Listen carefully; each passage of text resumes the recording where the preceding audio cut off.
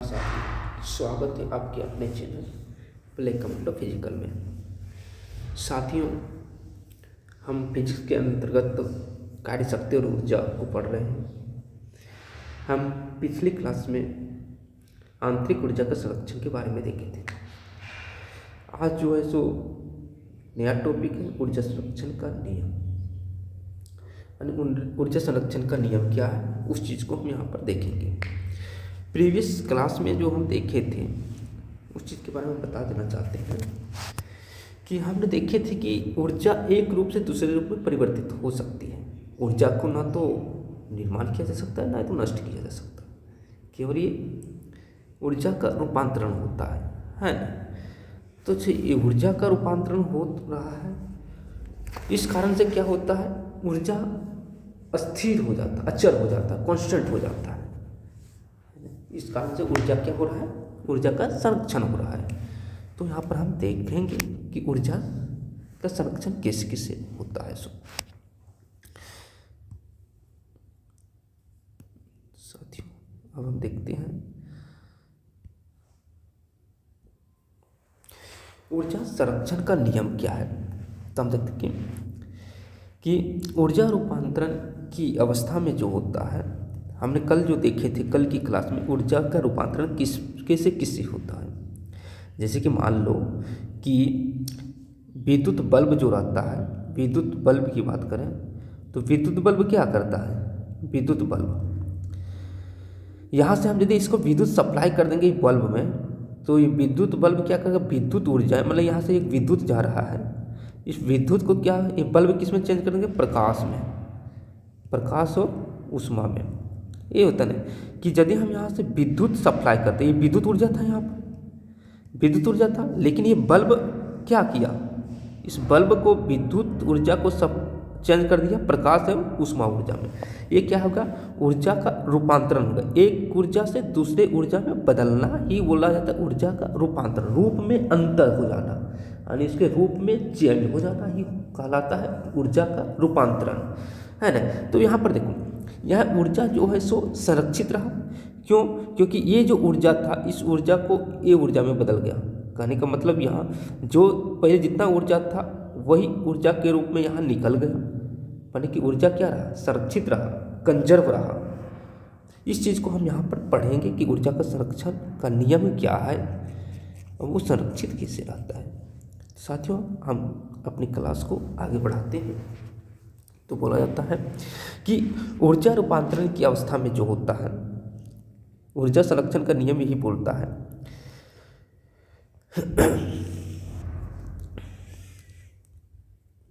यहाँ लिखेंगे ऊर्जा संरक्षण नियमानुसार, ऊर्जा संरक्षण के नियमानुसार, नियमानुसार उसका जो नियम अनुसार जो है,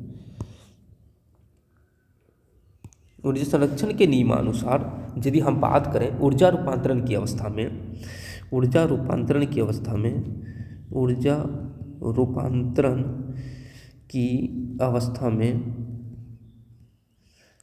में क्या हो रहा है, अवस्था में निकाय की कुल ऊर्जा, अवस्था में निकाय में कोई सिस्टम, निकाय की कुल ऊर्जा क्या रहता है, कुल ऊर्जा संरक्षित रहता है, तो अपरिवर्तित रहता है, परिवर्तित रहती है या ऊर्जा संरक्षण के नियम है ना। इस नियम के अनुसार यदि हम बोलेंगे कि इस नियम के अनुसार यदि हम बात करें, इस नियम के अनुसार ऊर्जा केवल, कल की क्लास में भी देखे हैं, ऊर्जा केवल एक रूप से दूसरे रूप में, ऊर्जा केवल एक रूप से दूसरे रूप में क्या हो सकता है, बदल सकता है, यानी एक रूप से दूसरे रूप में रूपांतरित हो सकती है, बदल सकती है, रूप में अंतर हो सकता है। रूपांतरित ही लिख देते हैं, रूपांतरित हो सकती है, एक रूप से दूसरे रूप में रूपांतरित हो सकती है। ना तो इनकी उत्पत्ति की जा सकती है और ना ही विनाश। ना तो इनकी उत्पत्ति की जा सकती है, उत्पत्ति की जा सकती है और ना ही इनका विनाश।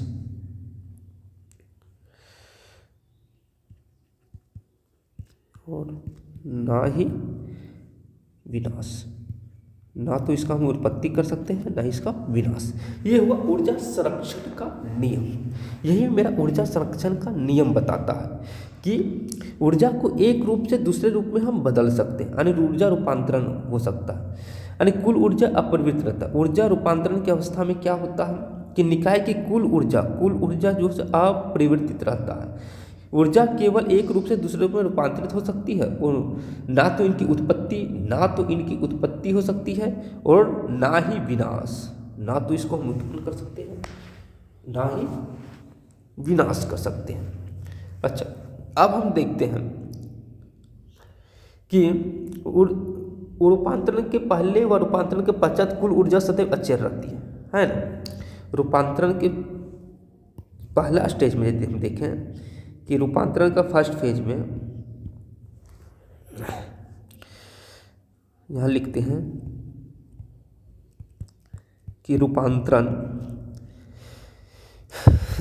के पहले व रूपांतरण के पश्चात रूपांतरण के पहले और रूपांतरण के पश्चात कुल ऊर्जा सदैव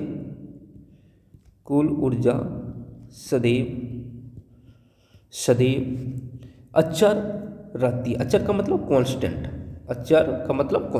अचर रहती है। कुल ऊर्जा क्या होगा? अचर रहती है। ऊर्जा संरक्षण का नियम प्रत्येक स्थिति तथा सभी प्रकार के रूपांतरण में मान्य है। यदि हम यहाँ बात करें तो बोलते हैं ऊर्जा संरक्षण का जो नियम है, ऊर्जा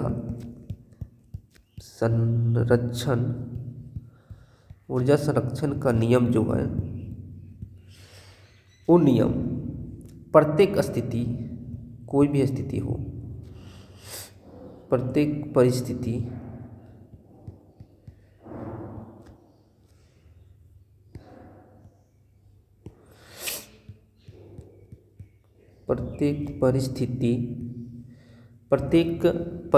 था सभी प्रकार के रूपांतरण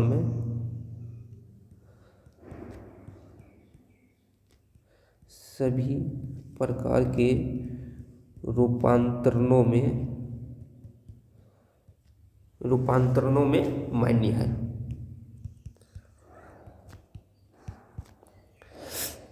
ये चीज़ है। तो चलो इसके ऊपर हम एक उदाहरण का बात करते हैं। एक हम उदाहरण ले लेते हैं और उदाहरण के द्वारा हम इसको समझने का प्रयास करते हैं तो हम अच्छी तरह से समझ जाएंगे। चलिए हम एक उदाहरण लेते हैं। उदाहरण के तौर पर यदि हम लीजिए कि मान लीजिए कि m द्रव्यमान की एक वस्तु h ऊंचाई तक उठाया जाता है। उदाहरण के तौर पर हम जैसे कि मान लीजिए m द्रव्यमान की कोई वस्तु है,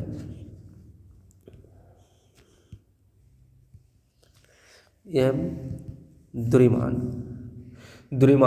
की वस्तु को h ऊंचाई तक उठाया जाता है। ऊंचाई से क्या किया जाता है? स्वतंत्रता पूर्वक उठाने के समय में जो होगा तो मेरे क्या होगा, जितना हम ज़्यादा उठाएंगे उतना मेरा स्थितिज ऊर्जा बढ़ेगी। फिर यदि हम गिराएंगे तो स्थितिज ऊर्जा घटते जाएगी और गतिज ऊर्जा बढ़ते जाएगी। तो हम यहाँ उसको हम गिराते हैं। मान लीजिए कि m द्रव्यमान की वस्तु को h ऊंचाई से स्वतंत्रता पूर्वक गिरा देते हैं। उठा लिए, स्थितिज ऊर्जा चल गई। उसके बाद हम यहाँ गिरा रहे हैं, ऊंचाई से स्वतंत्रता पूर्वक गिराई जाती है,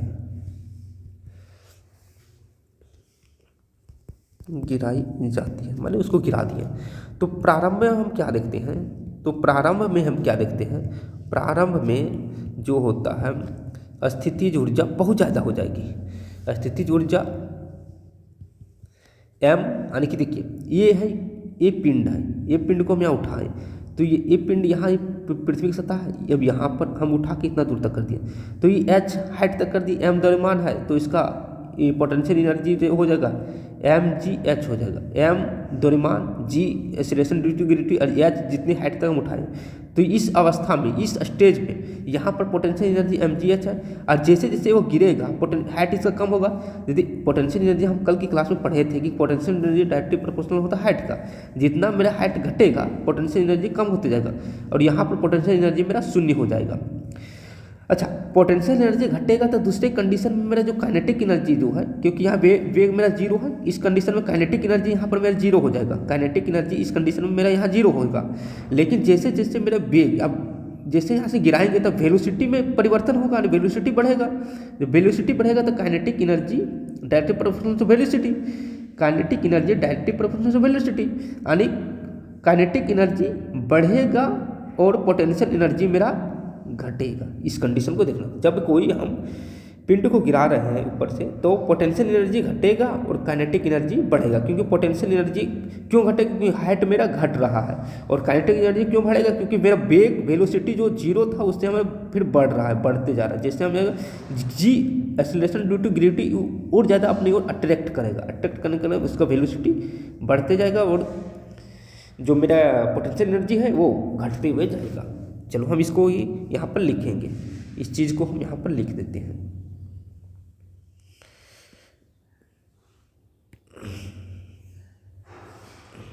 चलिए, तो प्रारंभ में क्या देखें, प्रारंभ में कि m द्रव्यमान की वस्तु को h ऊंचाई स्वतंत्रपूर्वक गिराई जाती है। हम यहाँ पर इस स्टेज में है यहाँ पर, तो प्रारंभ में स्थितिज ऊर्जा क्या होगा, स्थितिज ऊर्जा mgh होता है, mgh हो स्थितिज ऊर्जा mgh है, स्थितिज ऊर्जा क्या है mgh है, तथा गतिज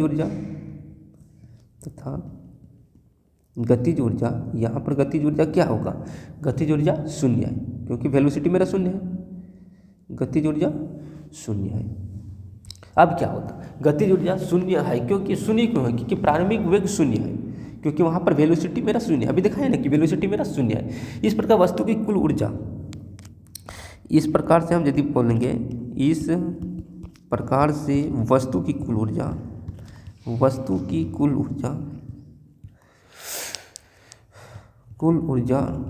क्या होगा, mgh होगा। उस प्रकार से वस्तु की कुल ऊर्जा mgh है, यहाँ पर ऊपर वो जो हम फिगर के द्वारा दिखाए थे इस स्टेज पर, ये अब इसको हम गिरा रहे हैं, तो यहाँ पर है mgh यानी पोटेंशियल एनर्जी। इस कंडीशन पर जो मेरा पोटेंशियल एनर्जी है, यहाँ पर जो पोटेंशियल एनर्जी है mgh है, और काइनेटिक एनर्जी यहाँ पर क्या है, काइनेटिक एनर्जी मेरा क्या है, यहाँ पर जीरो है, क्योंकि वेलोसिटी यहाँ पर मेरा जीरो है, काइनेटिक एनर्जी मेरा जीरो है क्योंकि वेलोसिटी मेरा जीरो है। तब यदि कुल ऊर्जा mgh है, कुल ऊर्जा mgh, जब वस्तु गिरती है,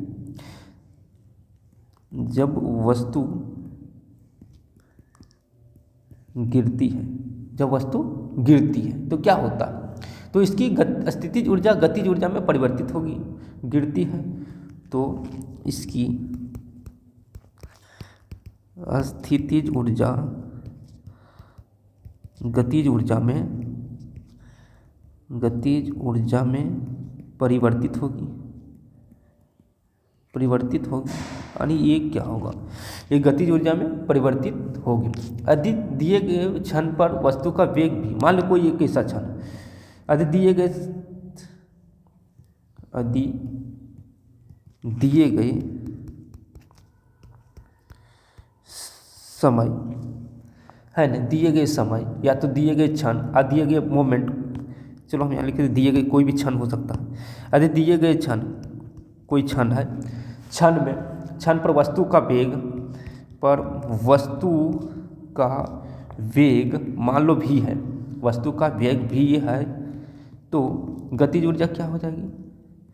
गतिज ऊर्जा हाफ mv² होगी। कहने का मतलब ये हुआ कि यहाँ पर तो जिस समय यहाँ पर था पूरे ऊंचाई में हाइट मेरा घट रहा है और वेलोसिटी मेरा बढ़ रहा है, यानी कि ये जो पोटेंशियल एनर्जी है काइनेटिक एनर्जी में मेरा चेंज हो जा रहा है, काइनेटिक एनर्जी में मेरा चेंज हो रहा है। उस कंडीशन में मेरा वेलोसिटी v बराबर 0 से होकर क्या हो गया? v बराबर v हो गया, यानी कि वेलोसिटी v के बराबर हो गया। इस कंडीशन में मेरा गतिज ऊर्जा हाफ mv² हो जाएगी, हाफ mv² हो जाएगी। वस्तु जैसे जैसे नीचे गिरेगा, वस्तु जैसे जैसे ये फिगर के द्वारा पूरे कंडीशन को यहाँ पर अप्लाई करके लिख रहे हैं, है ना। जैसे जैसे नीचे गिरेगी, जैसे जैसे नीचे गिरेगी इसकी स्थितिज ऊर्जा कम होगी, इसकी स्थितिज ऊर्जा कम होगी, कम होती जाएगी, कम होती जाती है तथा गतिज ऊर्जा बढ़ती जाती है, बढ़ती जाती है। इसका गतिज ऊर्जा क्या करेगा? बढ़ती जाती है। जब वस्तु यहाँ पर लिखें धरती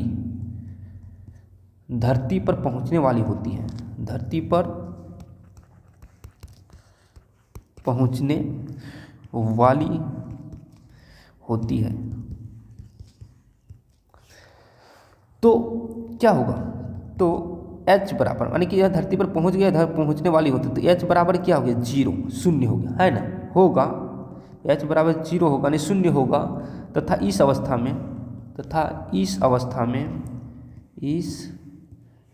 में जो होगा वस्तु का अंतिम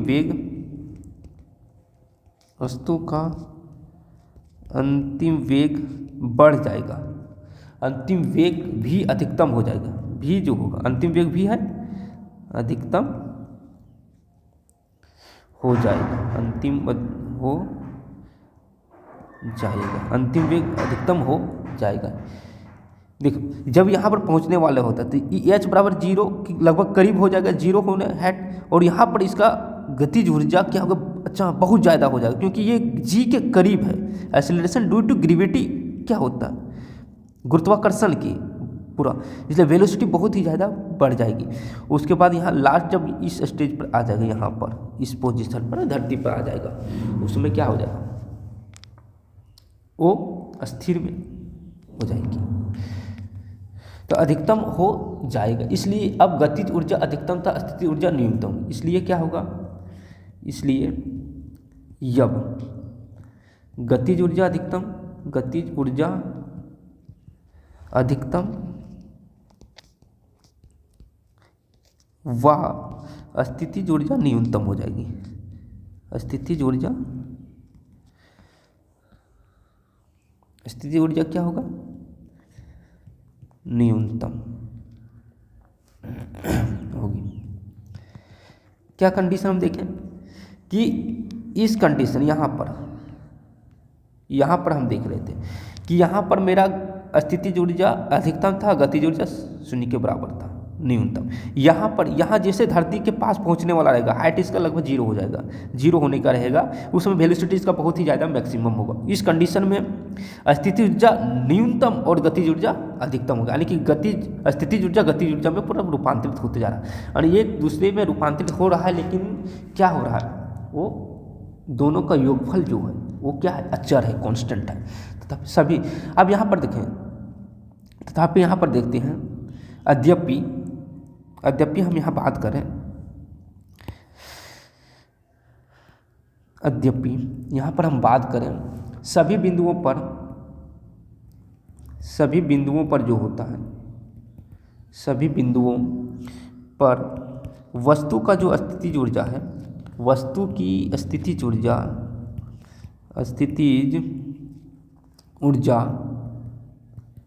तथा गतिज ऊर्जा का जो योगफल है, गतिज ऊर्जा का योग समान रहता है। समान है क्या? नहीं, समान रहता है सभी बिंदुओं पर। क्या होगा?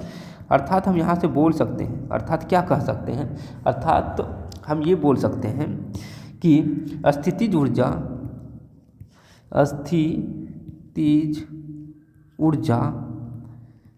प्लस गतिज ऊर्जा इजकल टू अचर। अचर का मतलब कांस्टेंट, दोनों क्या हुए? अचर हो गया।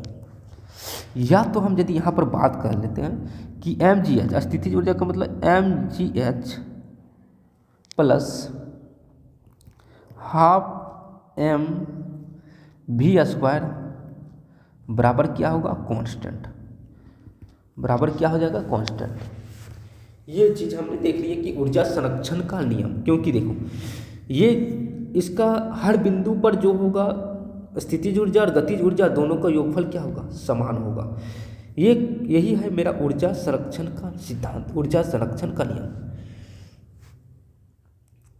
अब यहाँ पर हम देख रहे हैं कि ये दोनों योग हैं। इस योग को क्या कह सकते हैं? इस योग को क्या कह सकते हैं?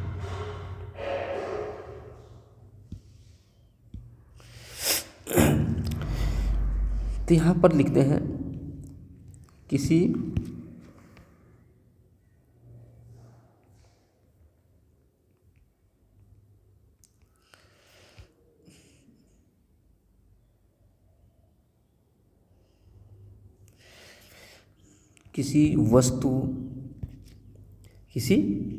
वस्तु की गतिज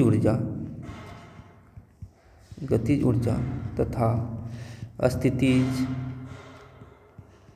ऊर्जा का जो योगफल होता है, का योग उसकी कुल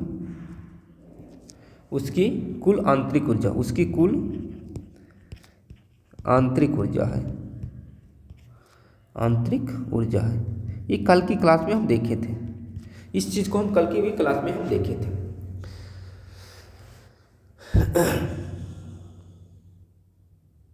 तो हमने यहाँ पर देखे कि ऊर्जा का एक दूसरे में रूपांतरण हो रहा है इस एग्जाम्पल के तहत, और जैसे जैसे एक ऊर्जा की कमी हो रही है दूसरी ऊर्जा की वृद्धि हो रही है, यानी कि कुल ऊर्जा यदि हम यहाँ बात करेंगे, कुल ऊर्जा यहाँ पर अचर रहती है। यही होता है ऊर्जा संरक्षण का नियम, यानी ऊर्जा संरक्षण का सिद्धांत यही बोलता है कि एक ऊर्जा यदि कमी हो रही हो, एक ऊर्जा में यदि कमी हो रही तो दूसरे ऊर्जा में उसी अनुसार से क्या हो जाएगी? वृद्धि होती जाएगी। ये है ऊर्जा संरक्षण का नियम। यदि हम यहाँ पर फिर बात कर लेते हैं कि ऊर्जा का जो होता है द्रव्यमान ऊर्जा में क्या संबंध है, जिसे आइंस्टाइन ने दिया था एक नियम को कि द्रव्यमान जो होता है ऊर्जा में परिवर्तित हो रहा है।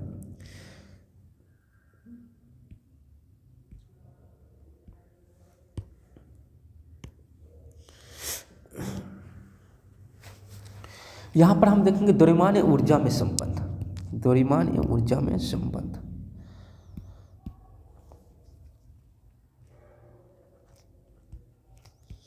द्रव्यमान एवं ऊर्जा में संबंध, द्रव्यमान ऊर्जा में संबंध, ये क्या बता रहा है? द्रव्यमान ऊर्जा में संबंध।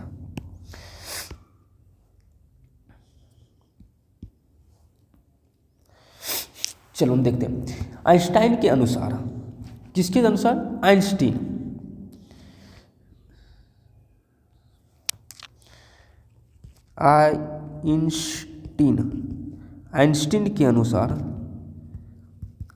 के अनुसार द्रव्यमान को ऊर्जा को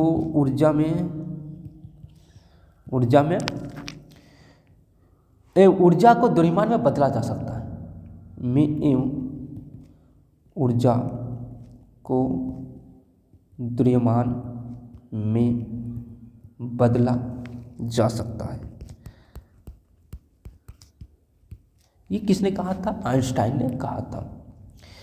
तो उसके अनुसार यदि बोलेंगे कि उसके अनुसार यदि हम बात करें, उसके अनुसार एम द्रव्यमान की एक वस्तु है, एम द्रव्यमान की वस्तु यदि वस्तु के कारण यदि है, एम द्रव्यमान की वस्तु के कारण उत्पन्न ऊर्जा जो है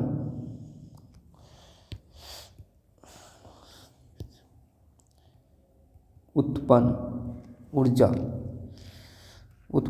जो है, एम द्रव्यमान की वस्तु के कारण उत्पन्न ऊर्जा E बराबर एम सी स्क्वायर है। क्या है? एम सी स्क्वायर है। तो यहाँ पर यदि हम बात करें C जो है, सो C जो है, C बराबर है प्रकाश का वेग। C बराबर क्या है? प्रकाश का वेग है। और प्रकाश का वेग कितना हुआ? 3 × 10⁸ है ना, मीटर पर सेकेंड। 3 × 10⁸ मीटर पर सेकेंड होता है ये। जब संवेग में परिवर्तन प्रतिशत में दिया हो तथा गतिज ऊर्जा में 1% वृद्धि पूछे, तो गतिज ऊर्जा में 1% वृद्धि, ऊर्जा बराबर वृद्धि प्लस वृद्धि होता है। हम देख लेते हैं। तो हम यहाँ बोले कि आइंस्टाइन के अनुसार यदि बोलते हैं तो द्रव्यमान को ऊर्जा में बदला जा सकता है, ऊर्जा को द्रव्यमान में बदला जा सकता है। यही वो है ऊर्जा रूपांतरण का सिद्धांत को यहाँ दिया था। ये है आइंस्टाइन के सिद्धांत। E बराबर एम सी स्क्वायर, E बराबर एनर्जी हुआ, M बराबर द्रव्यमान और C बराबर प्रकाश का वेग। C बराबर प्रकाश का वेग है।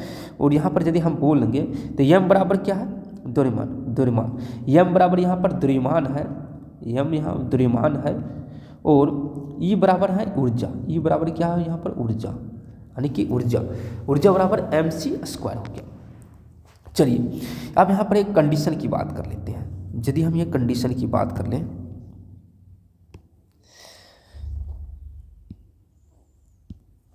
एक कंडीशन की, जब संवेग में परिवर्तन यदि नंबरिकल टाइपिंग का यदि आ गया कि यहाँ पर यदि दे रहे थे कि जब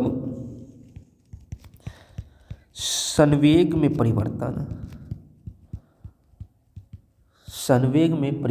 प्रतिशत में दिया गया हो, दिया हो तथा गतिज ऊर्जा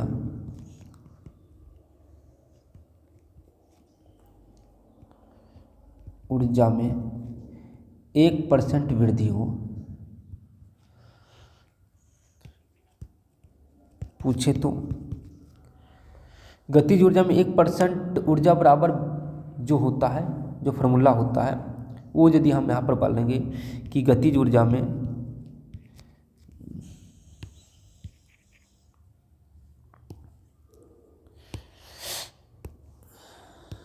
तो गतिज ऊर्जा में 1% ऊर्जा बराबर होगा, ऊर्जा बराबर फार्मूला होता है वृद्धि प्लस वृद्धि, यानी वृद्धि प्लस वृद्धि, जो वृद्धि हो रहा है, वृद्धि प्लस वृद्धि गुने वृद्धि बटे 100, वृद्धि गुने वृद्धि, जितना वृद्धि हो रहा है वृद्धि गुने वृद्धि बटे 100। और जब मान लो कि ये से यदि वृद्धि कर रहा है, ये से वृद्धि कर रहा है, तो ए चाहे x से वृद्धि कर रहा है, चाहे y से वृद्धि, किसी से भी वृद्धि हम देख रहे हैं। मान लो कि ऊर्जा में जो वृद्धि हो रहा है वो x से हो रहा है, तो x प्लस y है ना, प्लस x, दोनों को हम x लिखाते हैं ना कि सेम से वृद्धि कर रहा है, 1% से, दोनों सेम है, तो हम यहाँ पर x ही लेकर चलेंगे। x plus x into x बटे 100, ये फार्मूला होता है। यानी कि ये क्या चीज़ के कि काइनेटिक एनर्जी जो होता है, ये कहाँ से आया? ये आया है कि काइनेटिक एनर्जी जो होता है, हम काइनेटिक एनर्जी की क्लास में हम देख चुके थे। इस चीज़ को भी हम प्रीवियस क्लास में सब चीज़ को हम देखते गए हैं। जो चीज़ हम यहाँ बता रहे हैं हर चीज़ का हम प्रीवियस क्लास में देख चुके हैं। काइनेटिक एनर्जी जो बराबर होता है p² बटे 2m होता है, ये कंडीशन होता है। यानी काइनेटिक एनर्जी को हम संवेग में परिवर्तन कर सकते हैं, यानी संवेग को काइनेटिक एनर्जी में परिवर्तन कर सकते हैं। यहाँ पर ये चीज़ को हमने देखा, यानी कि ये काइनेटिक एनर्जी जो हो रहा है वो काइनेटिक एनर्जी डायरेक्टली प्रोपोर्शनल होता है पी स्क्वायर का। इस चीज़ को भी हमने देखे थे। चलिए एक और कंडीशन की बात कर लें यहाँ पर कि स्प्रिंग में लटकी हुई वस्तु के लिए स्थितिज ऊर्जा, यदि हम बात करें एक स्प्रिंग को लटका दें तो यहाँ पर दूसरा स्प्रिंग में लटकी हुई कोई वस्तु है, लटकी हुई वस्तु के लिए यदि हम यहाँ पर स्थितिज ऊर्जा की बात करें, स्थितिज ऊर्जा बराबर होता है 1/2 kn स्क्वायर। अब यहाँ पर बात नहीं, के बराबर क्या है, यदि हम यहाँ पर बात कर लें तो के बराबर क्या है, तो के बराबर जो है स्प्रिंग नियतांक, स्प्रिंग कांस्टेंट, इसको नियतांक बोलता है, नियतांक, स्प्रिंग नियतांक को ही स्प्रिंग कांस्टेंट बोला जाता है।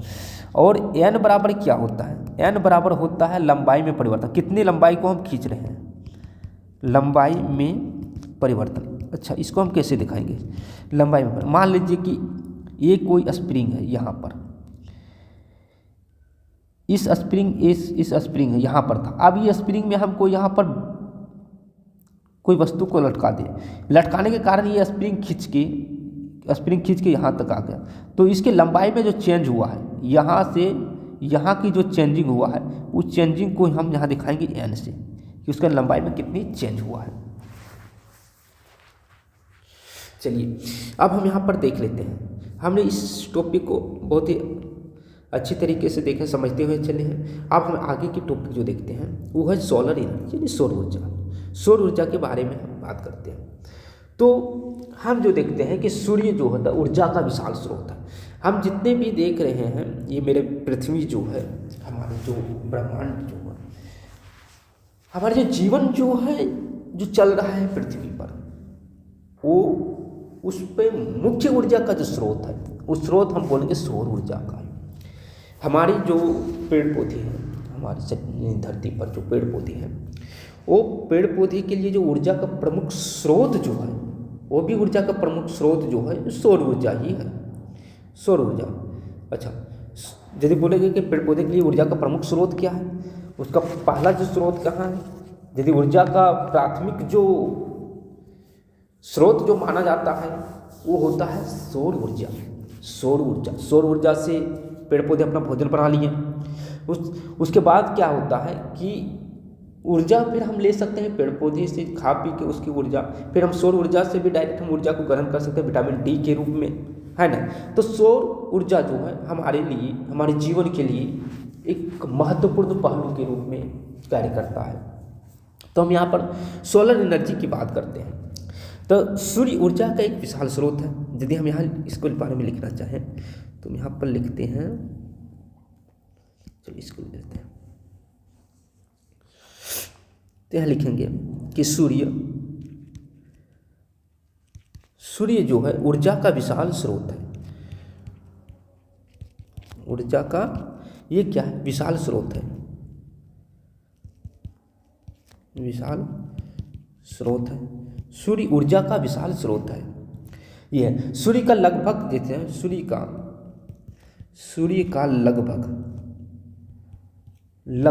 70% द्रव्यमान, 70% द्रव्यमान की बात करें, लगभग 70% द्रव्यमान हाइड्रोजन से, किससे, हाइड्रोजन से, हाइड्रोजन से 70% द्रव्यमान किससे बन गया, हाइड्रोजन से, 28% हीलियम से तथा 2% अन्य तत्वों से। 70% द्रव्यमान हाइड्रोजन से, 28% द्रव्यमान हीलियम से, 28% जो द्रव्यमान जो है 28% द्रव्यमान हीलियम से, किससे बन गया, 28% द्रव्यमान हीलियम से, तथा जो 2% बच गया, 70 और 28 98 और 2% जो बच गया, तो 2% अन्य भारी तत्वों से बना है, भारी तत्वों से बना है। यदि हम बात करें कि सूर्य किस अवस्था में है, तो सूर्य प्लाज्मा की अवस्था में है। सूर्य किस अवस्था में, जैसे कि हमने पदार्थ की कितनी अवस्था होती है, तो हम मुख्य रूप से 3 अवस्था को ही बात करते हैं, ठोस, द्रव, गैस। लेकिन नहीं, पदार्थ की कुल 5 अवस्था होती है, जिसमें होता है ठोस, द्रव, gas, Bose Einstein, BEC and plasma. Plasma चौथी अवस्था है, ठोस, द्रव, गैस, प्लाज्मा और बीईसी। बीईसी लास्ट में हुआ है, इसके खोज हुआ है लास्ट में। और बोस आइंस्टाइन, बोस, सत्येंद्रनाथ बोस और आइंस्टाइन के नाम पर ही जो 5वीं अवस्था है उसको रखा गया है। यानी ये कृत्रिम के रूप में हम बोल सकते हैं, पदार्थ की एक कृत्रिम अवस्था जो 5वीं अवस्था है वो बोला है, जो कि मानवों के द्वारा उस पर रिसर्च किया गया था। तो यहाँ पर हम यदि बात करते हैं, हम बोलेंगे कि सूर्य किस अवस्था में, तो बोलेंगे प्लाज्मा अवस्था में, जो कि पदार्थ की चौथी अवस्था प्लाज्मा है। सूर्य के केंद्र का तापमान और दाब यदि हम बात करें, सूर्य के केंद्र यानी इसको कोर भी बोला जाता है, केंद्र यानी कोर का तापमान और दाब यदि बात करें, और दाब क्रमशः यदि बात करें कितना कितना होता है, तो क्रमशः तापमान कितना होता है, कोर का तापमान तो 1.5 गुने 10⁻7 के, तथा यदि हम इसका द्रव्यमान की बात करें, दाब की बात करें, तो दाब जो होता है 2 गुने 10⁻16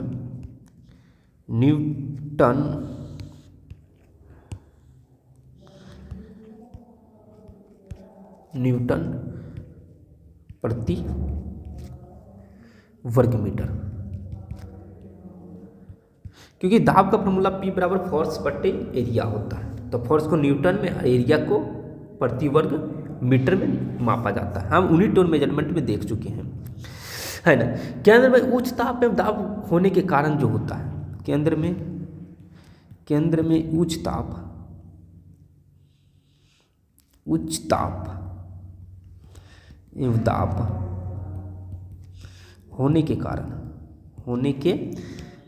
जो उच्च ताप एवं दाब होने के कारण क्या होता है, वहाँ नाभिकीय संलयन होता है। वहाँ नाभिकीय संलयन होता है। अच्छा, प्रश्न ये पूछा जाएगा कि सूर्य का जो ऊर्जा का ये विशाल स्रोत है वो किस संलयन के कारण होता है, किस अभिक्रिया के कारण होता है, तो ये नाभिकीय संलयन के कारण होता है। सूर्य जो ऊर्जा प्राप्त कर रही है वो नाभिकीय संलयन के कारण ही होता है, विशाल स्रोत है सूर्य का। ये जो मेन पॉइंट है, इस पॉइंट को ध्यान रखना जरूरी है। और बहुत ऐसे पॉइंट जो है कि हम केवल बोल के ही छोड़ देते हैं, हम लिख नहीं रहे हैं, इसलिए हम जो बोल रहे हैं उस पर भी ध्यान देना जरूरी है, क्योंकि हम बहुत ऐसे पॉइंट को हम बोल के ही छोड़ दे रहे हैं और कुछ जो पॉइंट है उसको हम नोट करते हुए जा रहे हैं। इसलिए हम जो बोलते हुए जा रहे हैं उस पॉइंट को भी नोट करना अवश्य जरूरी है। तो नाभिकीय संलयन यानी कि इस न्यूक्लियर फ्यूजन की क्रिया होती है के कारण वहाँ नाभिकीय संलयन होता है। केंद्र में उच्च ताप एवं दाब होने के कारण वहाँ पर क्या होता है, नाभिकीय संलयन होता है। नाभिकीय संलयन, सूर्य के केंद्र में 4 हाइड्रोजन नाभिक संलयित होकर हीलियम नाभिक बनाते हैं। सूर्य के केंद्र में क्या होता है, सूर्य के केंद्र में 4 हाइड्रोजन नाभिक संलयित होकर, नाभिक जो होता है संलयित होता है, संलयित का मतलब मिलना, संलयित होकर हीलियम नाभिक बनाते हैं। क्या बना रहा है, एक हीलियम नाभिक बनाता है, हीलियम नाभिक बनाते हैं, जिससे अत्यधिक मात्रा में ऊर्जा उत्पन्न होती है। इसी कारण से जिससे अत्यधिक मात्रा में ऊर्जा उत्पन्न होती है। अत्यधिक मात्रा में ऊर्जा क्या होती है, उत्पन्न होती है। ऊर्जा से प्रति सेकंड यदि हम बात करें, क्या बोलते हैं, सूर्य से प्रति सेकंड की यदि बात करें,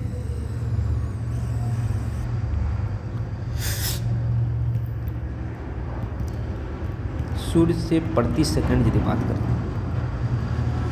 सूर्य से प्रति सेकंड यदि हम बात करें 3.86 गुने 10⁻26 जूल ऊर्जा ये क्या हो रही है, निकलती है। उतनी ऊर्जा क्या होती है, निकलती है। यह ऊर्जा विद्युत चुम्बकीय तरंगों तथा आवेशित कणों के रूप में निकलती है। यह जो ऊर्जा है, यह ऊर्जा जो होता है, यह ऊर्जा विद्युत चुम्बकीय तरंग जो होता है, विद्युत चुम्बकीय तरंगों, विद्युत चुम्बकीय तरंगों तथा आवेशित कणों के रूप में, आवेशित कणों के रूप में निकलती है। आवेशित कणों के रूप में निकलती है। हम यहाँ पर देखेंगे क्यों कैसे निकलते हैं, विद्युत चुम्बकीय तरंग तथा आवेशित कणों के रूप में निकलती है। पृथ्वी पर सूर्य की ऊर्जा मुख्यतः विद्युत चुम्बकीय तरंग के रूप में पहुँचती है। पृथ्वी पर जो ऊर्जा होती है, पृथ्वी पर सौर ऊर्जा मुख्यतः यदि हम बात करें विद्युत चुम्बकीय तरंग के रूप में पहुंचती है। विद्युत चुम्बकीय तरंग के रूप में पहुंचती है। तरंगों के रूप में पहुंचती है। ये चीज़ हम देख रही हैं कि किस रूप में पहुंचती है। इसे सौर विकिरण कहते हैं। अच्छा, इसको क्या कहते हैं, इसी को हम बोलते हैं सौर विकिरण।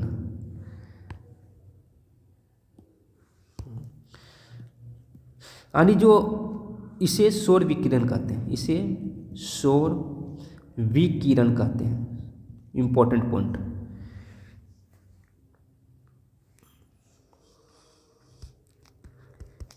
यानी जो मेरा सूर्य से जो मेरी ऊर्जा आ रही पृथ्वी पर, उस किस रूप में आ रहा है, एक विकिरण के रूप में आ रहा है, सौर विकिरण के रूप में आ रहा है। ठीक ना। यदि ऊर्जा का हम यहाँ पर जैसे उष्मा करते हम यह रूप में चालन, संवहन और विकिरण, 3 प्रकार के हम यहाँ पर रूप पढ़ते हैं, चालन, संवहन और विकिरण। तो हमारे जो सौर से जो ऊर्जा प्राप्त होती है वो विकिरण के रूप में होती है। चालन होता है जैसे ठोस से कोई ऊर्जा प्रभावित हो रही है तो वो चालन, और संवहन होता है जैसे जल वगैरह को हम जब भी गर्म करते हैं, वायुमंडल में जो भी हो रहा है मेरा वो संवहन होता है। माने यदि हम एक भाग हीट हुआ तो हीट हुआ ऊपर उठेगा और जो ठंडा था वो नीचे आएगा। इस संवहन की क्रिया इसको बोलते हैं। इस चीज़ को भी ध्यान रखना जरूरी है, डायरेक्ट क्वेश्चन पूछा जाता है। विकिरण के गुण उसके अंदर उपस्थित तरंगों के तरंगदैर्ध्य पर निर्भर करता है। यदि हम यहाँ पर बात करें विकिरण का जो गुण है, विकिरण का जो गुण होता है, विकिरण के जो गुण है वो गुण उसके अंदर जो होता है, उसके अंदर उपस्थित तरंग जो होता है, उपस्थित तरंग जो होता है, तरंगों के तरंगदैर्ध्य पर निर्भर करता है। यानी उसके वेवलेंथ पर निर्भर करता है, निर्भर करते हैं। ऊष्मा का अनुभव कराने वाले विकिरण को अवरक्त विकिरण, ऊष्मा का जो अनुभव कराता है उसको हम बोलते हैं। ऊष्मा को अनुभव कराने वाली विकिरण को, कराने वाली विकिरण जो होता है, कराने वाली विकिरण को यदि हम यहाँ बात करें, विकिरण को अवरक्त विकिरण कहते हैं। अवरक्त, इंपॉर्टेंट पॉइंट, इसको भी रखना। अवरक्त विकिरण जो ऊष्मा का हम अध्ययन, जैसे कि हमको जैसे हम धूप में खड़ा हो तो धूप में हमारे ऊष्मा के कारण जलन पैदा होती है, जलन लगता है कि कुछ जल जा रहा है, वो किस विकिरण के कारण होता है, वो होता है अवरक्त विकिरण के कारण होता है। अवरक्त विकिरण ये वस्तुओं का दर्शन कराने वाले विकिरण को दृश्य विकिरण कहता है। तो ऊष्मा का जो अनुभव कराती है उस विकिरण को बोलते हैं अवरक्त विकिरण। जिसके कारण से हम वस्तु को देख रहे हैं, ये वस्तुओं को देखने वाले विकिरण, ये वस्तुओं को जो दृश्यमान बनाता है, वस्तुओं को दृश्यमान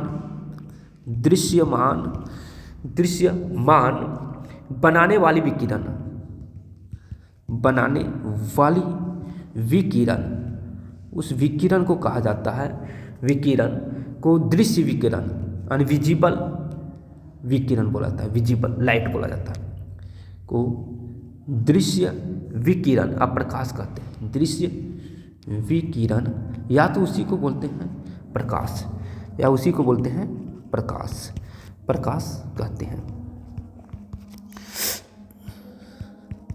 यदि हम यहाँ पर सभी यदि विकिरणों की बात करें कि जो हमारे सूर्य के पास जो विकिरण है, तो सूर्य में यदि हम बोलें कि सूर्य कितने रंगों से बना के मिलकर बना होता है, तब विबग्योर, सूर्य में 7 रंग होते हैं। सूर्य में कितने रंग होते हैं, यदि यहाँ पर बात करें,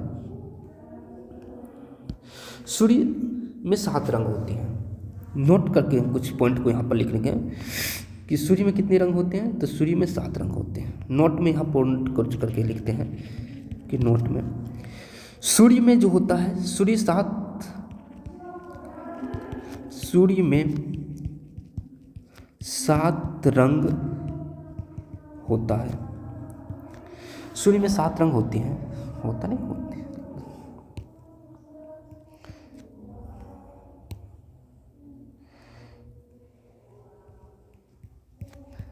सूर्य में 7 रंग होते हैं, 7 रंग। इसको हम कैसे याद रखेंगे, तो एक फॉर्मूला है बेनी या पीनाला या तो विबग्योर,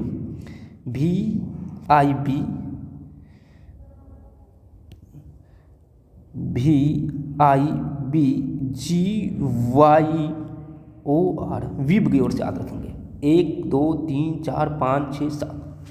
सूर्य में कितने रंग होता है, 7 रंग होता है। VIBGYOR, विबग्योर, V माने violet, I indigo, B blue, G green, Y yellow, O orange और R रेड। यदि हम यहाँ एक एक की बात करें, यदि हम, तो V से मतलब हो गया वायलेट, V का मतलब होता है वायलेट, VOILET, वायलेट।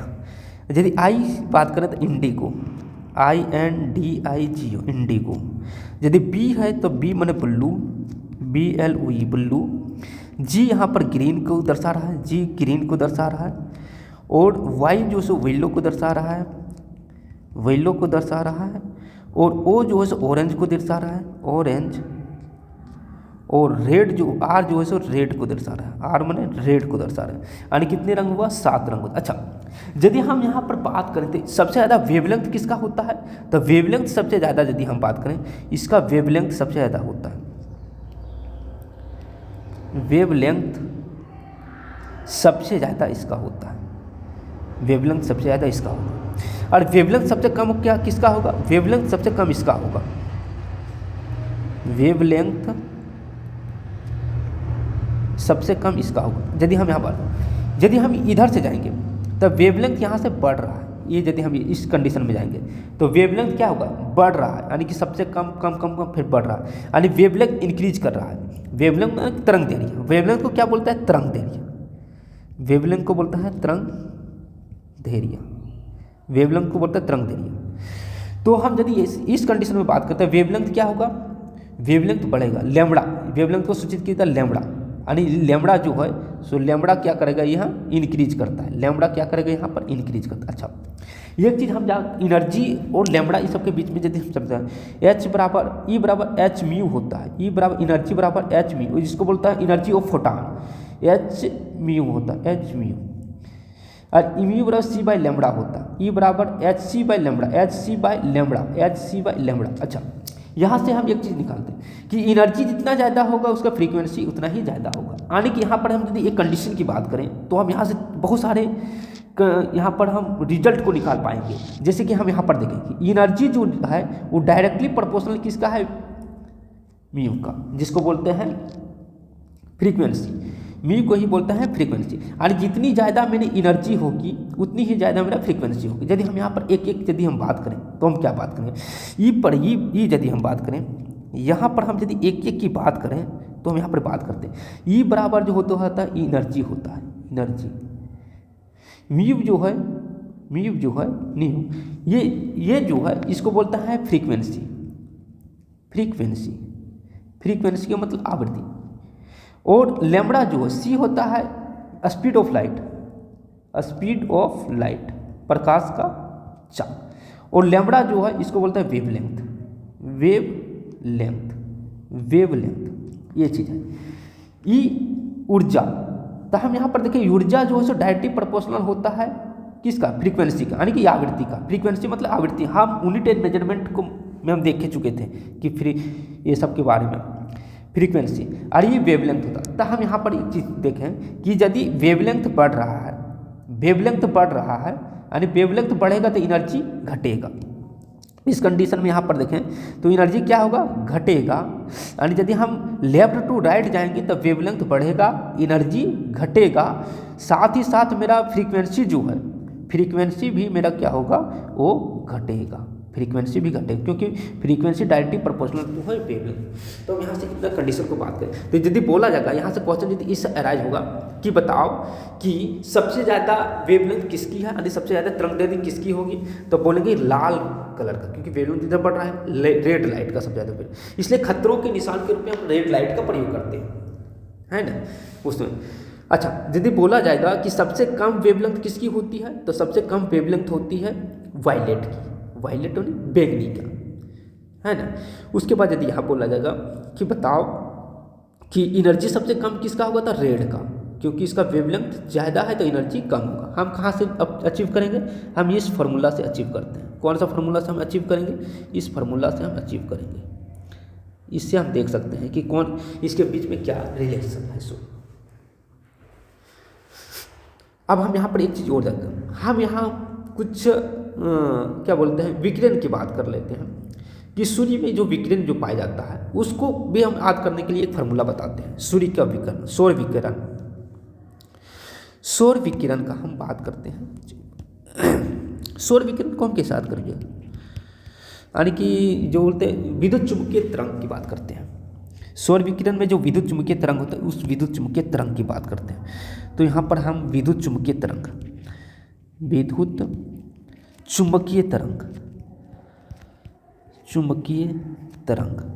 एक चीज़ और याद रखना है, जो प्रकाश मेरा है किस प्रकार का तरंग है, प्रकाश जो है मेरा अनुप्रस्थ तरंग है, अनुप्रस्थ तरंग है, क्योंकि ये क्या परपेंडिकुलरली रोटेट करता है, अपने मार्ग में जो जाता है परपेंडिकुलरली रोटेट करता है और एक सीधी लाइन में गमन करते हैं। प्रकाश हमेशा सीधी रेखा में गमन करती है। प्रकाश कैसे गमन करती है, अनुप्रस्थ तरंग है, सीधी रेखा में गमन करेगा, सीधी रेखा में। किसमें हम देखे थे, गति में देखे थे। हर चीज़ को हम देखे हुए प्रीवियस चैप्टर में, इसलिए पहले वाला क्लास को करना बहुत ही जरूरी है। यदि हम पहले वाला क्लास को हम करेंगे तो इसके बाद आने वाले हर क्लास एक कड़ी के रूप में जुड़ते हुए जाएगा और आसान लगेगा हमको कोई भी चीज़ को पढ़ना। एक सीधी रेखा में गमन करती है। विद्युत चुम्बकीय तरंग की बात करें तो विद्युत चुम्बकीय तरंग की बात यहाँ पर करते हैं तो इसका एक फार्मूला हम याद करते हैं कि इसका एक फार्मूला है। चलो हम यहाँ पर लिख देते हैं फार्मूला को इससे। Ramesh is very ugly x y, Ramesh is very ugly x y. यहाँ पर हम सब विद्युत चुम्बकीय तरंग की बात कर लेंगे। यदि हम यहाँ पे आर की बात करें, आर का मतलब है रेडियो वेव, आर का मतलब रेडियो वेव, आर का मतलब हुआ रेडियो वेव। देखो रमे, microwave, infrared, visible light, ultraviolet, x ray और गामा रे, है ना। तो आर का मतलब होता है रेडियो वेव, आर का मतलब रेडियो वेव, एम का मतलब माइक्रोवेव, एम का मतलब माइक्रोवेव, आई का मतलब इंफ्रारेड, वी का मतलब विजिबल लाइट, वी का मतलब विजिबल लाइट, यू का मतलब अल्ट्रावायलेट और एक्स का मतलब गामा रे और वाई, एक्स का मतलब एक्सरे और वाई का मतलब गामा रे। चलो हम यहाँ पर बात करते हैं। इसका मतलब होता है radio wave, radio wave, microwave, microwave, radio wave, microwave, micro में सूक्ष्म तरंगे, infrared, infrared, visible light, visible light, ultraviolet, ultraviolet, x ray, x ray और गामा रे, गामा रे। हम यहाँ पर सब याद कर लिए, जितना भी मेरा था विद्युत चुम्बकीय तरंग जो है मेरा, यहाँ पर जो विद्युत चुम्बकीय तरंग के रूप में जो मेरी ऊर्जा यहाँ पर आती है सूर्य विकिरण के द्वारा, उस चीज़ को भी हम यहाँ पर देख चुके हैं। अच्छा, यदि बोला जाए कि वेवलेंथ सबसे ज़्यादा किसका होगा, तो वेवलेंथ, रेडियो वेव का वेवलेंथ सबसे ज़्यादा होता है रेडियो वेव का, और फ्रीक्वेंसी सबसे कम किसका होगा, ये वाला। तो देखो, यदि हम यहाँ पर लेफ्ट टू राइट यदि जाएंगे तो वेवलेंथ घटेगा, लेफ्ट टू राइट यदि जाएंगे इस कंडीशन, लेफ्ट टू राइट यदि हम जाएंगे इस ये वाला लेफ्ट टू राइट यदि जाएंगे तो वेवलेंथ यानी कि लैम्बडा जो होगा वो लैम्बडा क्या होगा, घटेगा, और फ्रीक्वेंसी क्या होगा, फ्रीक्वेंसी मेरा बढ़ेगा, क्योंकि लैम्बडा और फ्रीक्वेंसी में दोनों में इन्वर्सली प्रोपोर्शनल होता है। जैसे था मी बराबर सी बाई लैम्बडा, यानी फ्रीक्वेंसी जो होता है वो इन्वर्सली प्रोपोर्शनल होता है लैम्बडा का, यानी यदि लैम्बडा घट रहा है तो फ्रीक्वेंसी बढ़ेगा, फ्रीक्वेंसी घट रहा है तो लैम्बडा बढ़ेगा, यानी सबसे ज़्यादा वेवलेंथ किसका होगा, रेडियो वेव का होगा। चलिए आगे हम बात कर रहे हैं, इसमें बहुत बात की, अब हम शक्ति की बात करते हैं, पावर की, यानी शक्ति क्या होता है। कार्य करने की क्षमता को ऊर्जा बोले थे, और यहाँ पर हम बोलेंगे कार्य करने की दर को शक्ति कहेंगे, कार्य करने की दर को क्या कहते हैं, शक्ति कहते हैं। यदि हम यहाँ पर बात कर लें, चलिए एक मिनट थोड़ा सा एडजस्ट कर लेते हैं आपको।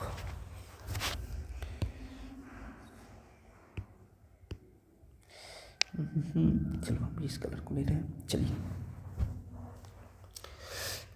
तो यहाँ से हम यदि बात करेंगे कार्य करने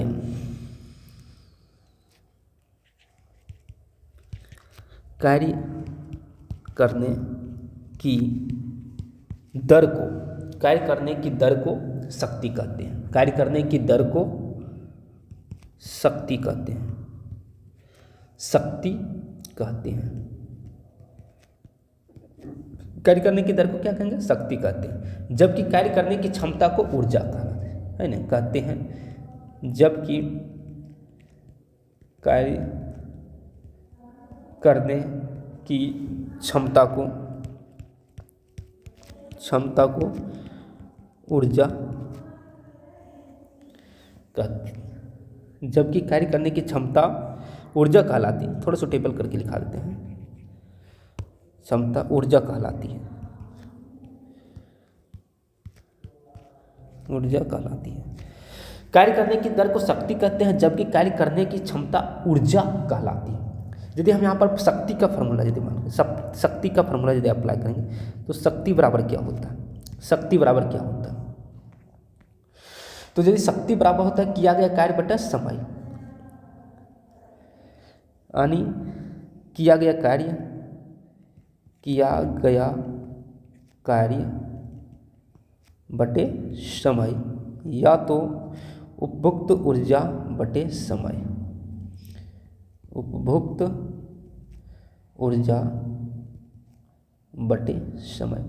शक्ति को ये भी हम दूसरा कि प्रति सेकंड उपभुक्त ऊर्जा की दर को शक्ति कहते हैं। एक और डिफिनेशन हम यहाँ से लिख सकते हैं कि प्रति सेकंड और प्रति समय उपभुक्त ऊर्जा की दर को शक्ति कहते हैं। हम तो यहाँ पर ये दोनों फॉर्मूला को हम याद रख सकते हैं। अच्छा, यदि हम यहाँ पर बात करें तो P बराबर क्या होगा, P बराबर W बटे टी, या तो E बाई टी, E बराबर एनर्जी बटे समय, है ना।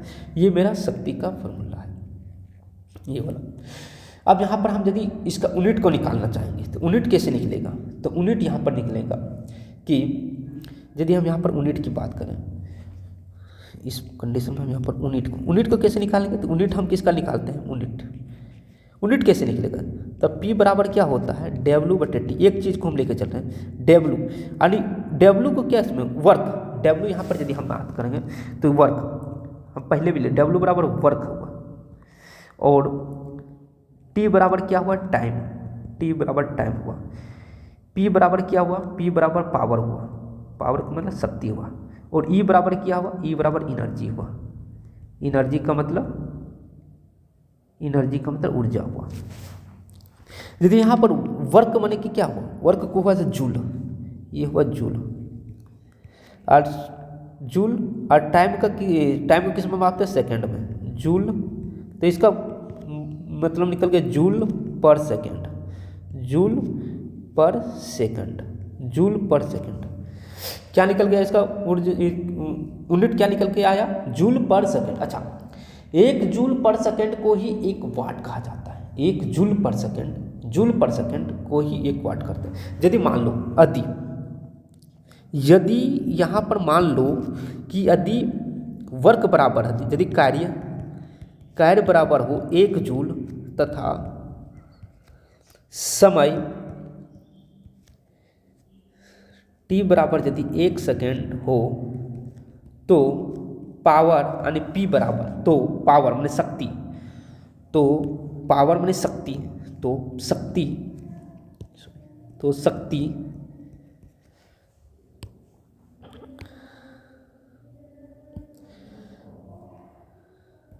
शक्ति P बराबर जो हो जाएगा वो होगा 1 वाट।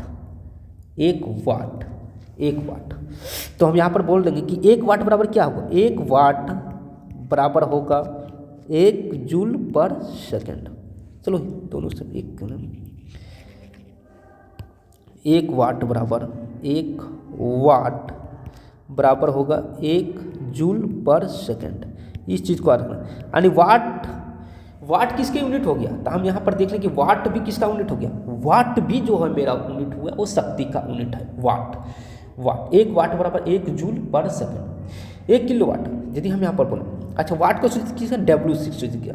यदि 1 किलो वाट बराबर क्या होगा? तो हम बोलेंगे 1000 वाट होता है। 1000 वाट को केवल W से सूचित हम करेंगे वाट को। 1 किलो वाट बराबर 1000 वाट है ना। तो हम यहाँ पर यदि बात करेंगे, इसको हम किस रूप में लिख सकते हैं? 10 पर पावर 1 2 3, 10 पर पावर 3 वाट। और 1 किलो वाट बराबर होगा 10 पर पावर 3 वाट, 10 पर पावर 3 वाट। अच्छा, एक चीज़ और रखना कि 1 हॉर्स पावर, एक अश्वशक्ति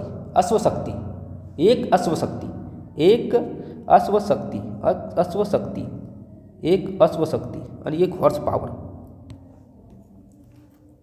यदि हम यहाँ पर 1 हॉर्स पावर बराबर क्या होता है?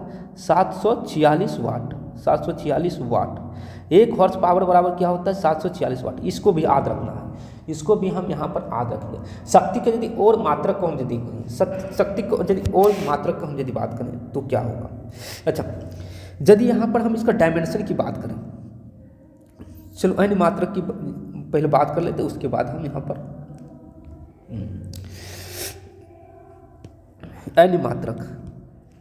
अन्य मात्रक शक्ति का यदि अन्य मात्रक की यदि हम बात करें तो अन्य मात्रक कौन होगा? तो पहला है P बराबर VI,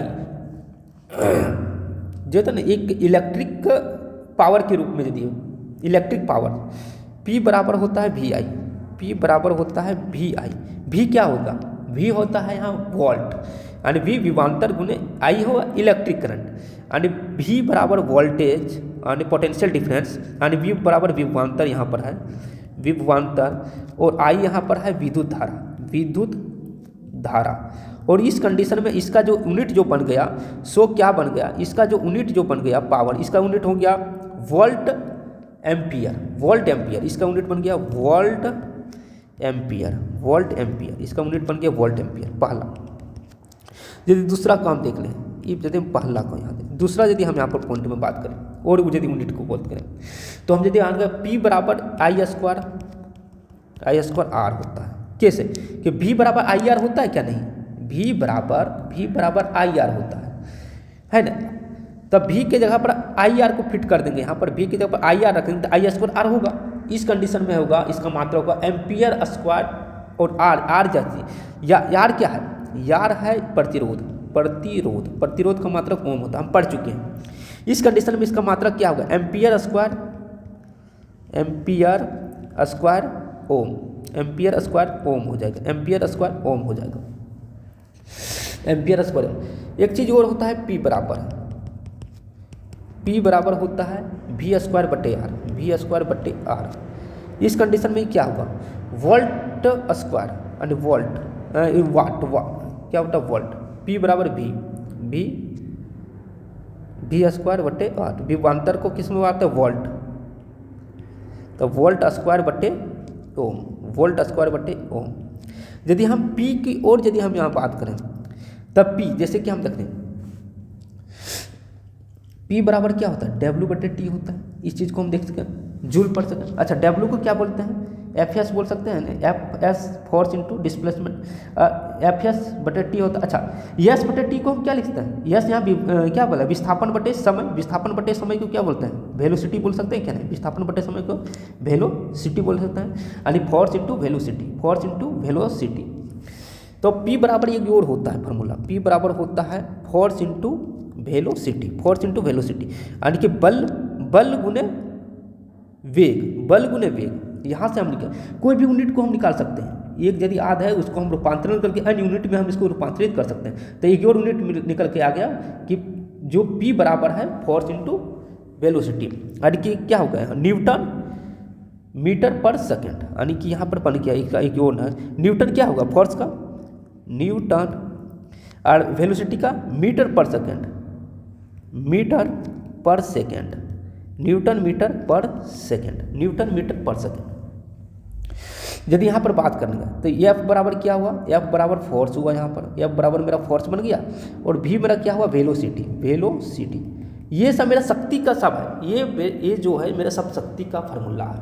यदि अच्छा एक चीज़ और बात करेंगे, शक्ति का जो होता है वो यूनिट होता है, जैसे कि E बराबर T, P बराबर पाँचवा यदि P बराबर होता है E/T, E/T। E क्या? जूल पर सेकेंड। अच्छा, एनर्जी को किस में मापा जाता है? यदि विद्युत एनर्जी की बात करें तो उसको हम मापा जाता है यूनिट, यूनिट पर सेकेंड भी बोल सकते हैं, इसको हम बोल सकते हैं यूनिट पर सेकेंड। यदि हम यहाँ पर बात करेंगे किस एनर्जी की बात करें, हम यदि विद्युत एनर्जी की बात करें तो यूनिट पर सेकेंड भी होता है, जूल पर सेकेंड और यूनिट पर सेकेंड। चलो हम इसको बाद में विद्युत वाला ही में देख लेंगे इसको। चलो यहाँ पर रखना। तो ये कोई भी कन्वर्सन को हम यहाँ से कर सकते हैं आसानी से, कोई भी कन्वर्सन को कर सकते हैं। यदि मेरा पास फार्मूला है तो हम कुछ भी कर सकते हैं। मेरा पास रामबाण है, यदि मेरे पास फार्मूला है तो मेरे पास रामबाण है, हम उस बाण को कहीं भी चला सकते हैं। चलिए, और यदि हम यहाँ पर आप इसका डायमेंशन की बात कर लेते हैं,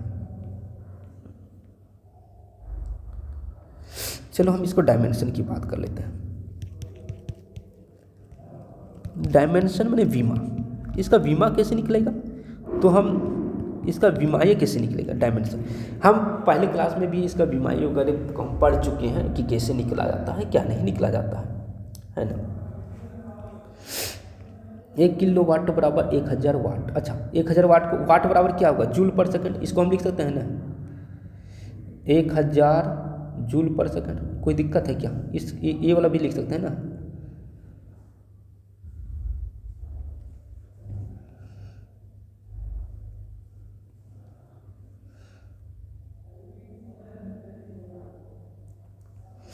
चलो, हम डायमेंशनल फार्मूला कैसे निकालते हैं? डायमेंशनल फार्मूला को निकालने के लिए पहले होगा P बराबर W/T। इस चीज़ को हमको जानना पड़ेगा।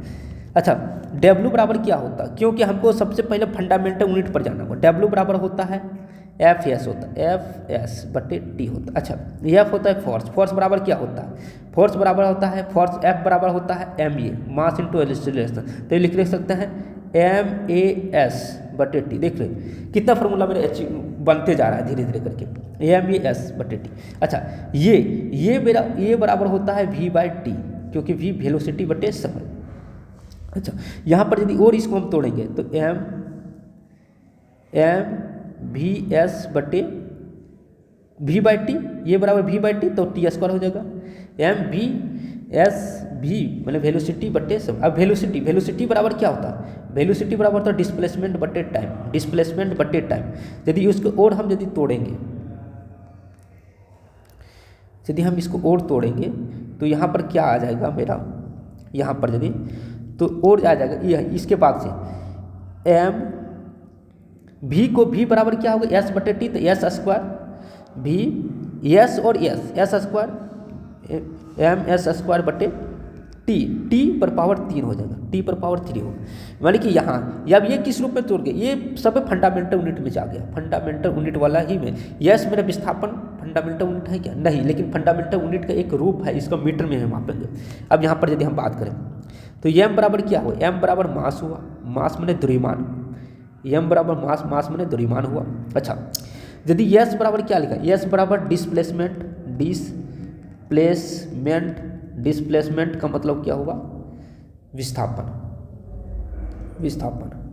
अच्छा, t बराबर क्या हुआ, t बराबर हुआ समय, टाइम, t बराबर टाइम, टाइम मतलब समय। यानी सबको किस रूप में ले आए, सबको हम फंडामेंटल के ही रूप में ले आए हैं, सबको फंडामेंटल रूप में ले आए हैं, तो फंडामेंटल रूप से संबंधित जो है उस रूप में हम ले आए हैं। अब हम इसको आसानी से हम यहाँ डायमेंशनल फार्मूला निकाल सकते हैं, इससे हम डायमेंशनल फार्मूला आसानी से निकाल सकते हैं। अब कैसे निकलेगा, देखो m मैंने मास, मास को किस में मापेंगे, केजी में। चलो हम इसको डायमेंशनल फार्मूला लिखते हैं। मास को कैसे निकलेंगे, इसका डायमेंशनल फार्मूला, डायमेंशन यहाँ पर, मास को किससे लिखेंगे, मास को हम लिखेंगे केजी में, केजी का यानी कि m, मास m। अच्छा, इसका एक और यूनिट यदि हम यहाँ पर लिखेंगे तो यहाँ पर एक और यूनिट इसका यदि हम यहाँ पर लिख लें तो इसका क्या होगा, केजी, है ना। और विस्थापन के लिए मीटर, केजी, मीटर स्क्वायर, और समय के लिए सेकंड पर पावर -3, एक यही यूनिट भी होता है, एक ये भी यूनिट होता है। यह मास, मास को m से, विस्थापन, समय, विस्थापन को किसका, एक दूरी है, दूरी को l से मापेंगे, l, m l स्क्वायर। अच्छा, समय, समय के लिए क्या है, t पर पावर 3, और ये वाला हुआ मेरा डायमेंशन फार्मूला। इसको एक तोड़ के और यदि हम लिखेंगे तो p बराबर क्या होगा, m l स्क्वायर, और t जो नीचे है उसको ऊपर करेंगे तो t पर पावर -3 हो जाएगा। ये मेरा डायमेंशन फार्मूला किसके लिए आ गया, शक्ति के लिए। ये शक्ति का एक और यूनिट मेरा ये भी हो गया, एक किया MKS रूप में शक्ति का यूनिट हुआ। तो हम यहाँ पर हम क्या चीज़ है, यदि मेरे पास फार्मूला है तो हम कुछ भी कर सकते हैं, कुछ भी कर सकते हैं इसके अंदर। अच्छा, हम आगे आकर देखते हैं कि शक्ति का जो है, शक्ति का और कुछ हम यूनिट को देख लेते हैं, अवधारणा को देख लेते हैं। तो हम यदि बात कर लेते हैं कि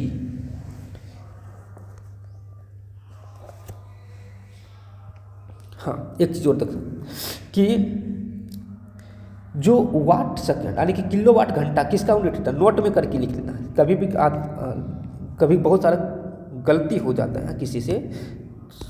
किलोवाट घंटा किसका यूनिट है बताइए, किलोवाट घंटा, किलोवाट घंटा, किलोवाट घंटा किसका यूनिट है बता। बहुत कोई बोल देगा शक्ति का यूनिट है, लेकिन नहीं, किलोवाट घंटा ऊर्जा का है, ऊर्जा का व्यावसायिक मात्रक है। किलोवाट घंटा ऊर्जा का व्यावसायिक मात्रक है। यानी 1 किलोवाट घंटा, जैसे क्यों बोलते हैं ना कि ई बराबर क्या होता है, पी बराबर, जैसे हम देख रहे हैं पी बराबर होता है E/T। तो ई बराबर क्या होगा, ई बराबर P × T1। पी मतलब तो इसको किलोवाट हुआ, और टी का घंटा हुआ, तो ई किसका यूनिट बन गया, किलोवाट घंटा किसका बन गया, एनर्जी का बन गया ना, एनर्जी का यूनिट मेरा बना है। किलोवाट घंटा किसका है, एनर्जी का यूनिट है। अच्छा, 1 किलोवाट घंटा बराबर क्या होता है, 1 किलोवाट घंटा बराबर होता है 3.6 × 10⁻6 जूल होता है। इस चीज़ को भी याद रखना, हम इसको पढ़ेंगे, हम इस चीज़ को भी पढ़ेंगे जब हम एनर्जी क्या बोलते हैं विद्युत वाला चैप्टर पढ़ेंगे ना, उस चीज़ को हम यहाँ पर पढ़ेंगे, इस चीज़ को भी हम पढ़ेंगे, है ना। हम अभी यूनिट वगैरह हल्का इससे रिलेटेड जो चीज़ है उसको हम बताते हुए चल रहा है। चलिए, अब यदि हम बात कर लेते हैं कुछ इससे रिलेटेड जो नंबरिकल पूछा जाता है, उस क्वेश्चन को, 1-2 क्वेश्चन को हम देख लेते हैं, उसके बाद हम आगे अपने यहाँ पर स्टॉप करेंगे चैप्टर को।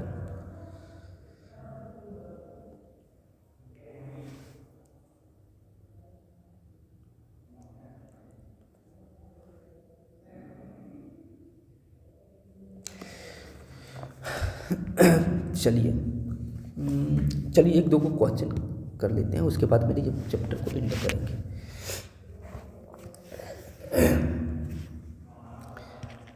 चलिए, क्वेश्चन है कि 50 केजी द्रव्यमान का एक लड़का एक सीढ़ी, एक सोपान यानी सीढ़ी पर दौड़ क्या है, मैंने कोई ऊंचाई पर चढ़ रहा है, उसको हम ऊंचाई को बोलते हैं सोपान। अच्छा, ये सोपान ही लेते हैं। सोपान पर दौड़कर, उस सोपान पर दौड़ रहा है, 45 सीढ़ियाँ को चढ़ता है। सोपान पर दौड़कर 45 सीढ़ियाँ,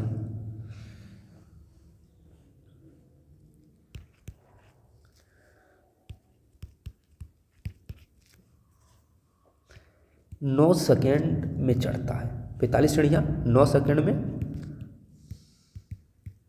चढ़ता है। यदि प्रत्येक सीढ़ी की ऊंचाई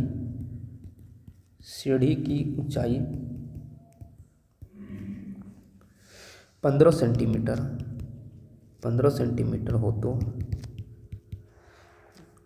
उसकी शक्ति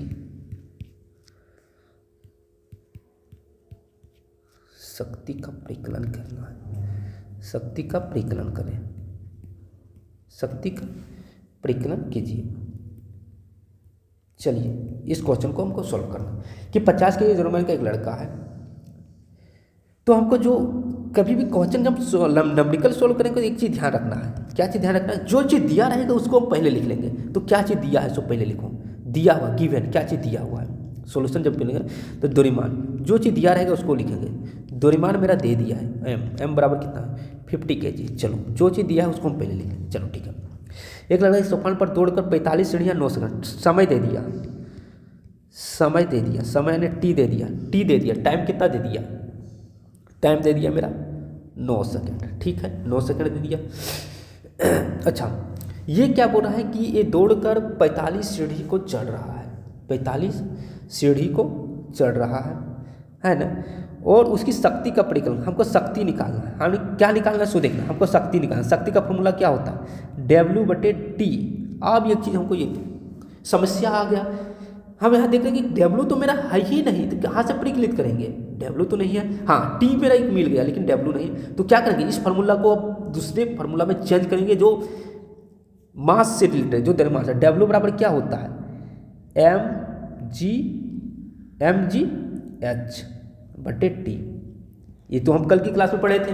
W बराबर mgh होता है कब, जब गुरुत्व के विरुद्ध जो कोई कार्य किया जाएगा तो कार्य बराबर mgh/T होता है। यानी W बराबर जो होता है mgh होता है, गुरुत्व के विरुद्ध किया गया कार्य mgh होता है। अच्छा, तो यह हो गया जी। तो यहाँ से हम पावर अप निकाल सकते हैं, यहाँ से नहीं निकाल सकते थे लेकिन यहाँ से तो आप निकाल सकते हैं। अच्छा, अब यहाँ पर देखो ऊंचाई कितना हुआ, ऊंचाई जो है 45 सीढ़ियाँ है, प्रत्येक 15 सेंटीमीटर की ऊंचाई का। तो ऊंचाई यदि हम यहाँ पर लिखेंगे, ऊंचाई यदि हाइट की बात करें, हाइट, एक सीढ़ी की हाइट कितनी है 15 सेंटीमीटर। ऐसे कितनी सीढ़ी है 45 सीढ़ी, तो टोटल ऊंचाई कितनी होगा तब 45 × 15 सेंटीमीटर, यही चीज़ होगा ना ऊंचाई।